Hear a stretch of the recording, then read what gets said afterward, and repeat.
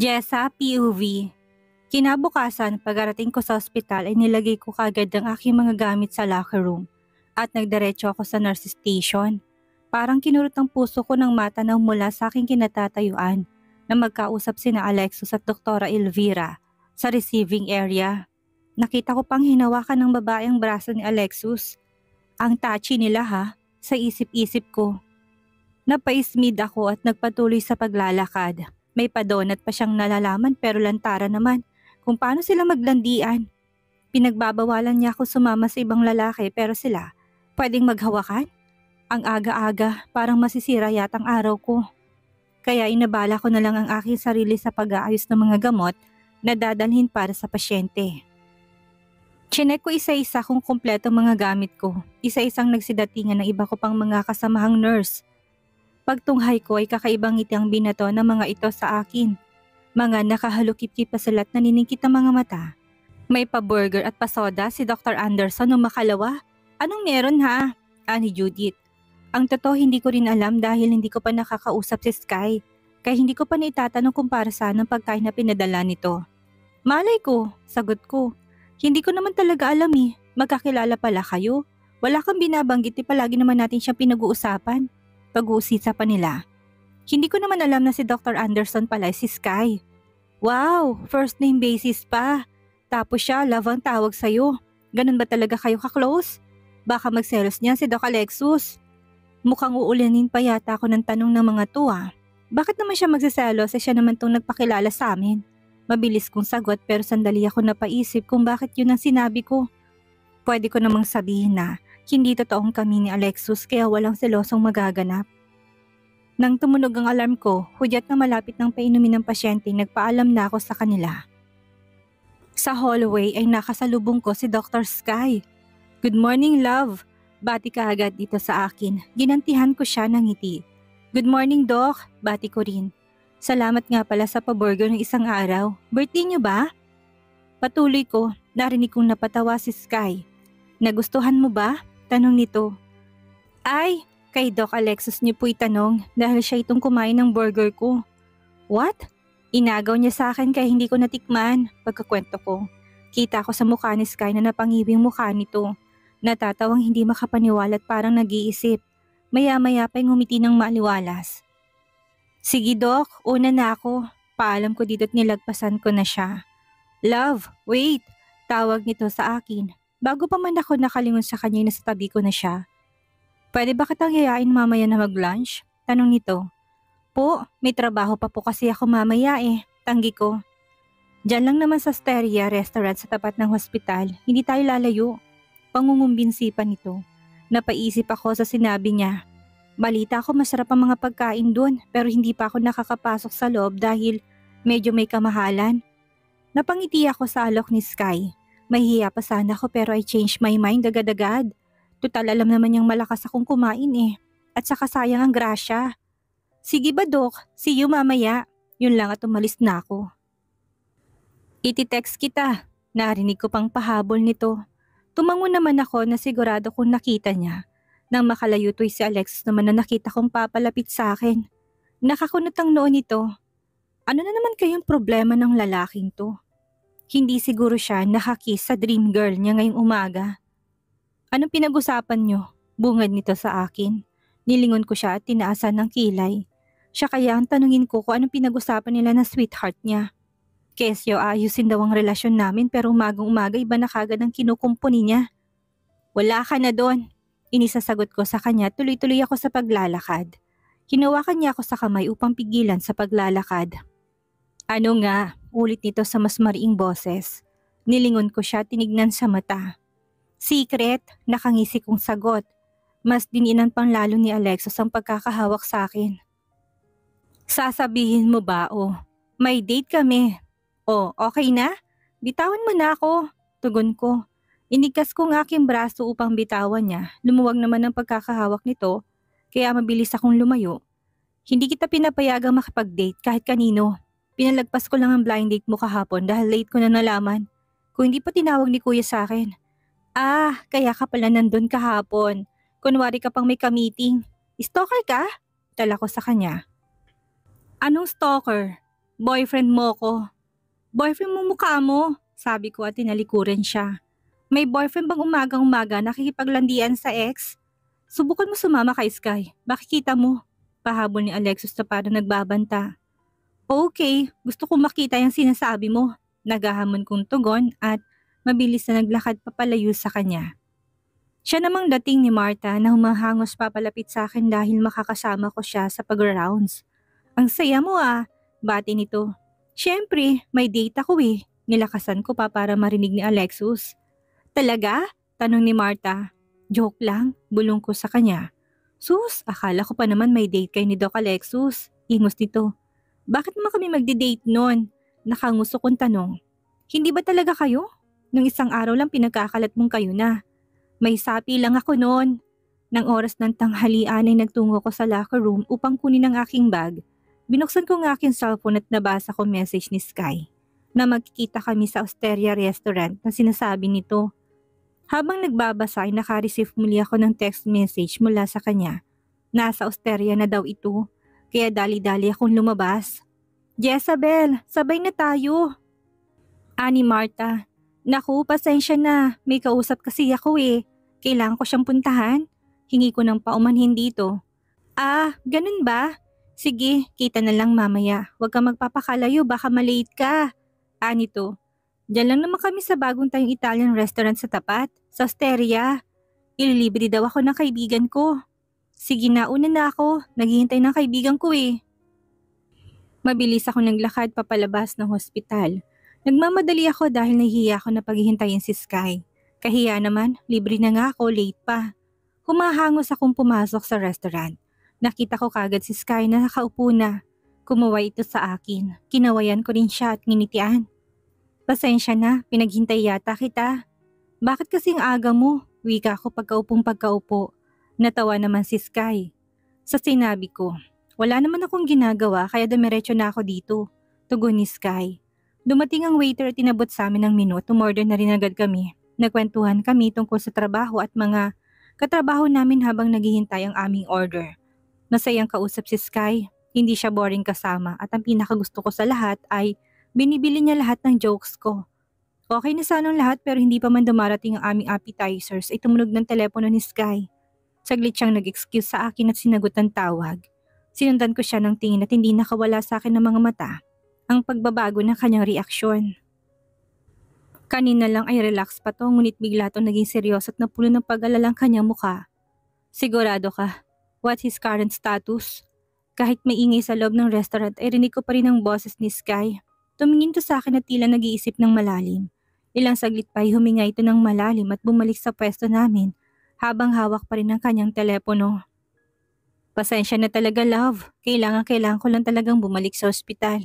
Sabi nito, hindi mawala-walang pagkabahala sa kanyang mukha.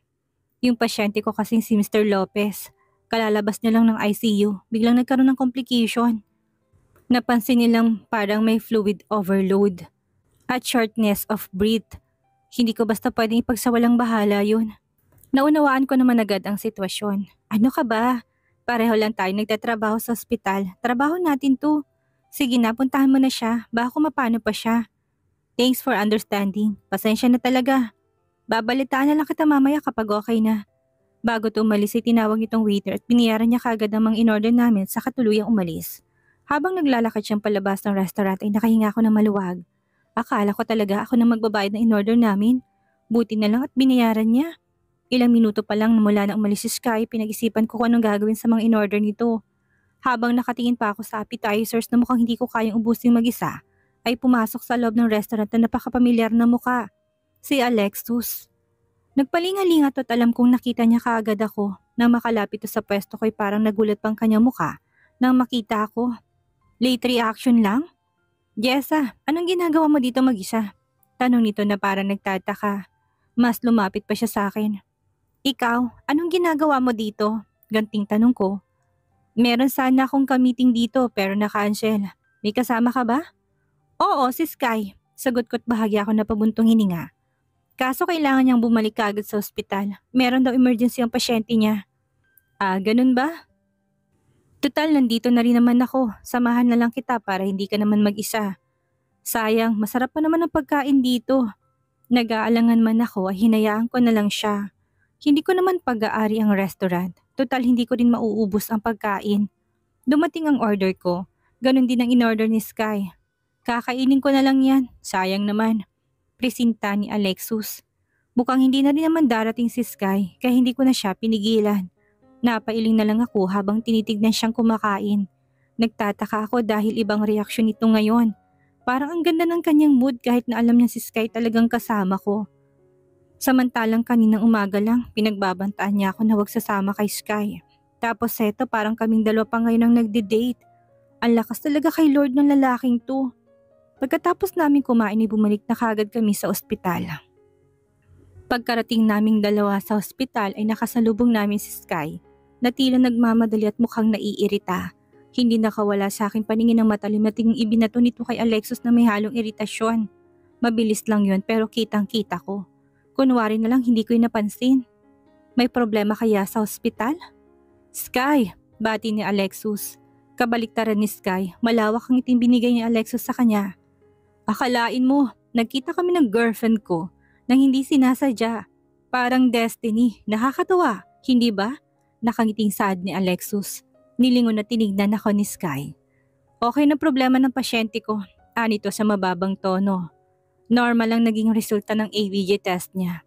Wala palang dapat ikabahala, patuloy nito. Nginitian ko naman siya bilang pahiwatig na natutuwa ako na wala palang masamang nangyari.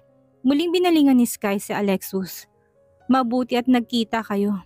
What a coincidence, ani Sky sa kaibigan. Pero halatang pagkairita sa kanyang boses nang humarap ito kay Alexus. Napansin kong nagbatuhan ang tingin ng dalawa at sa sandaling yon ay parang nag-uusap ang kanilang mga mata.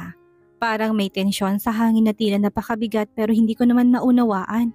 Marahil ay may problema talaga na silang mga doktor lamang ang nakakaalam.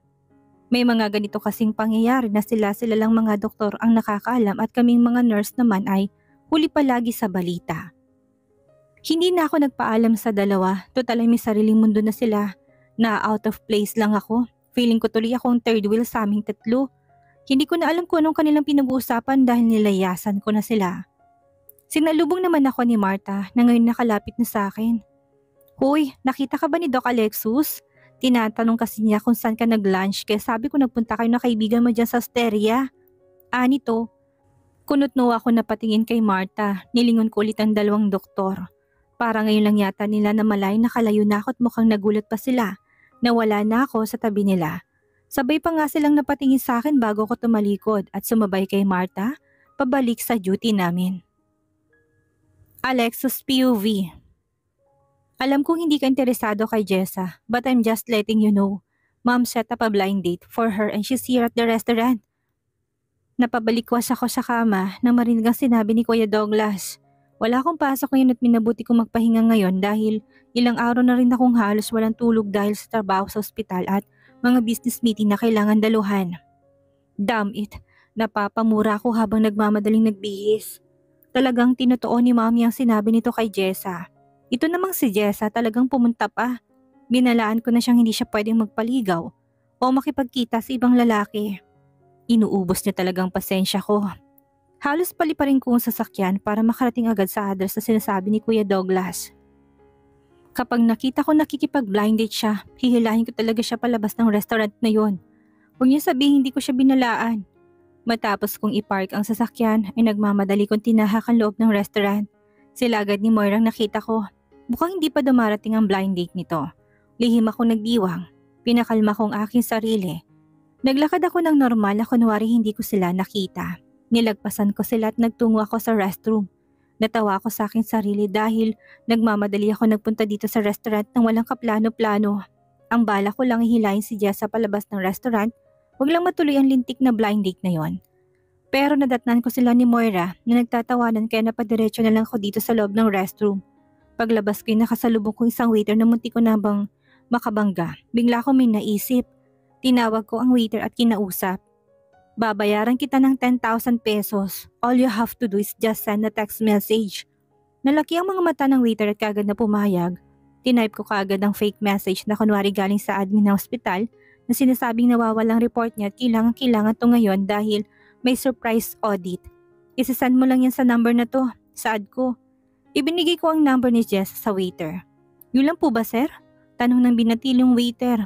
Yun lang, pero siguraduhin mong isasend mo yan 5 minutes after akong lumapit sa table na yon.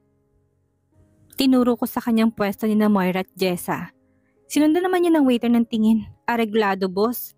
Yun lang pala, yakang-yaka. Malawak ang iting binigay ng waiter.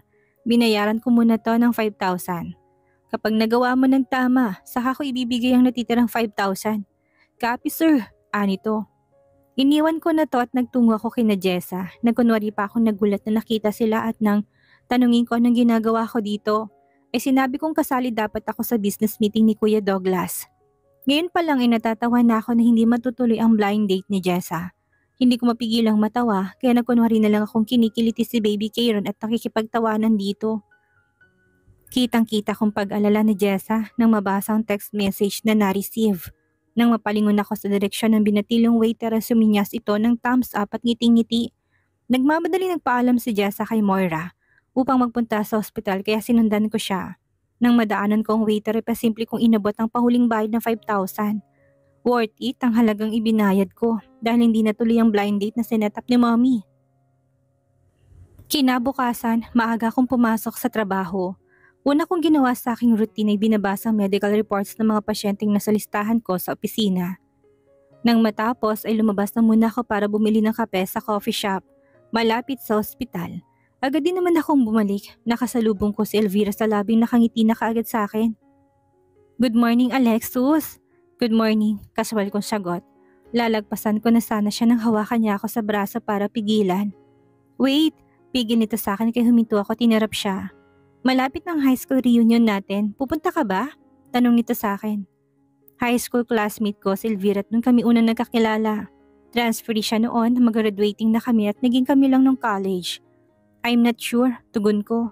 Hindi naman ako umatan ng mga reunion. Masyado kong busy at wala na akong time para sa mga ganong event. I hope you can join the reunion. Everyone's really looking forward to seeing you there. Tumingin siya sa akin at may pagsusumamo sa mga mata nito.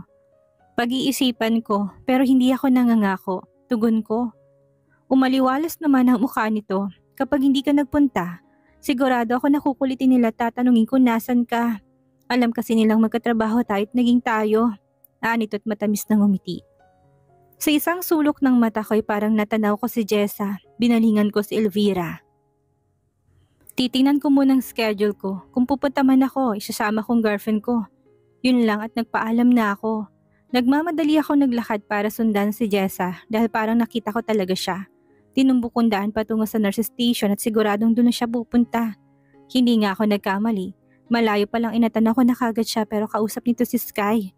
Iti-text kita. Narinig kong sinagaw ni Sky habang papalayo si Jessa na nakapagpainit ng aking dugo.